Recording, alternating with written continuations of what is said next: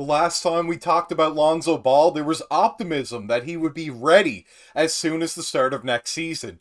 Well, after the news that we just got from Joe Cowley, it seems like he's going in the other direction. We're going to break down everything you need to know on the Lonzo Ball injury update in this episode of Bulls Digest. I'm your host, Joey Mercer, and before we get into it there today, I just want to say that about 80% of you that watch these videos are not subscribed to the channel, so make sure if you aren't already subscribed to go down below, hit that subscribe button, turn on the bell for notifications, and every single time we upload, you'll be able to stay up to date with our takes on the Chicago Bulls and everything you need to know about them. So without further ado, let's get into the topic at hand there today, being a Lonzo injury update. Now, we had heard that he was obviously last offseason being able to stand. He proved Stephen A. Smith wrong with that. And we had heard that he was ramping some things up earlier this year and could be returning to the court with some light jogs, sprints, getting back on that knee. And that could have been happening as we are speaking right now. But that's not exactly how things have gone. And there's another obstacle in his way on his journey to getting back to full health in the NBA. This came from a tweet that we saw from Legion Hoops saying Lonzo Ball is still unable to sprint, and this is per at J. Cowley Hoops, and he hasn't played since, of course, January 14th of 2022. So over 2 years now since we've seen Lonzo Ball in the Chicago Bulls jersey on a court and in an NBA game. It's been over 2 years now, which is a long time without him.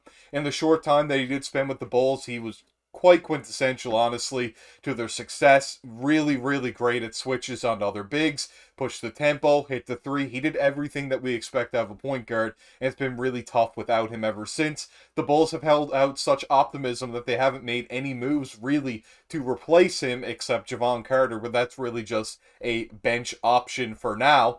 And yeah, I mean, it's been really tough without him, and they haven't made the adjustments to replace him so far, and that's been the toughest part for the Bulls. Concerns surrounding Lonzo Ball's rehab progress growing for Bulls. Bulls coach Billy Donovan said Tuesday that Ball was still not sprinting as he continued rehabbing in Los Angeles, and while Donovan didn't consider it a setback, a source said otherwise. And this was, of course, by Joe Cowley, and we're going to get right in that article right now. Lonzo Ball updates seldom are positive, and that didn't change Tuesday. After a source told the Sun-Times earlier in the day that the Bulls were having even more concerns about Ball's progress in his left knee rehabilitation, Coach Billy Donovan was asked about it and didn't exactly paint a picture of positivity. The hope was Ball would start sprinting in January, and with March just days away, that still hasn't happened. I don't know if he's stuck, Donovan said. He is doing some shooting, some running, some jumping. He hasn't done any sprinting yet that I know. Asked if the feeling was that there has been a setback, Donovan said, they talked about that and sprinting was kind of a goal, a set point. I do think the one thing that has been a priority right now, so he does not get set back, is he needs to develop more strength in his leg. Because of him having that surgery and being off his leg for so long, before he's really able to ramp up, I think they want him to get to a place physically that relates to his quad strength, hamstring strength, before he starts to really do that. And that's definitely not what you want to hear, especially from Coach Billy Donovan, saying that Lonzo Ball is not able to sprint right now and doesn't have the leg strength, but it's definitely a very valid point.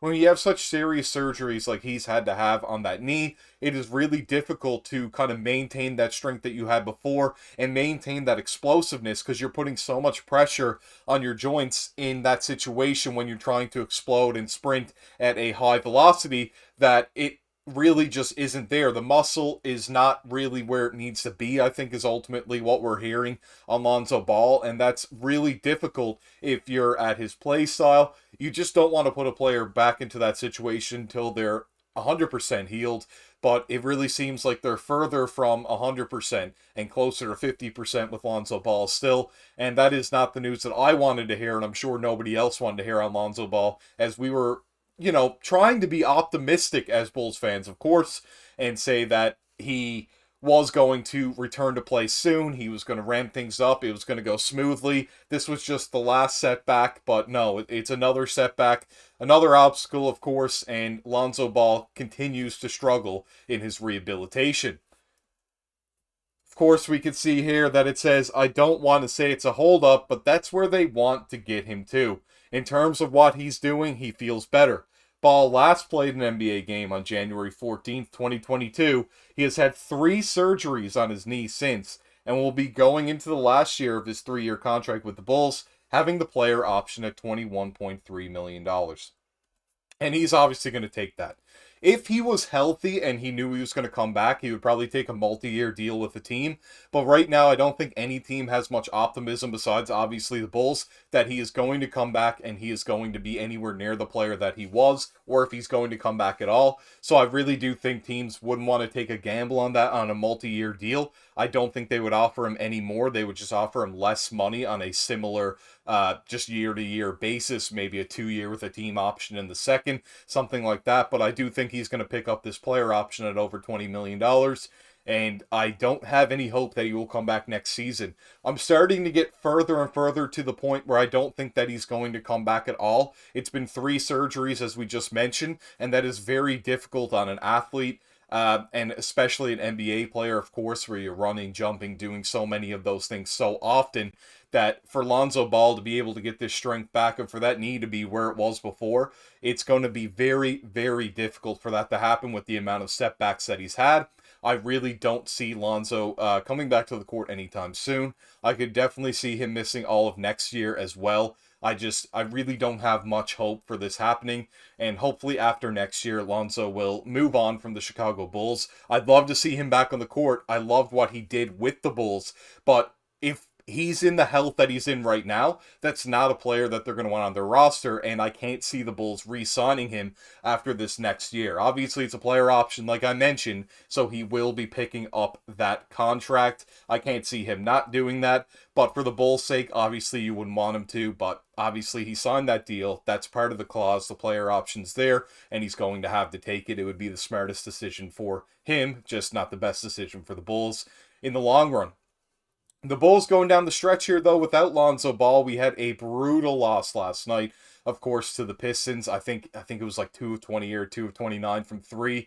Just an awful performance all around from the three-point land, of course. And we didn't play Andrew Funk or Bitim, so we didn't have any help on that end of the 2 players that we had just called up, signing Funk to a 2-way, Bitim to a standard NBA contract. He was just sitting on the bench. He wasn't playing, wasn't doing anything for us.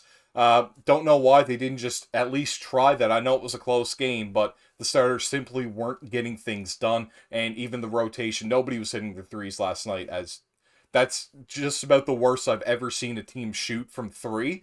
So it's the worst in franchise history for the Bulls, and that's not what you'd like to see against the Pistons, who are just about the worst team in the league. It's them or the Wizards. You can debate all you want between those two, but they both have the worst records tied for it.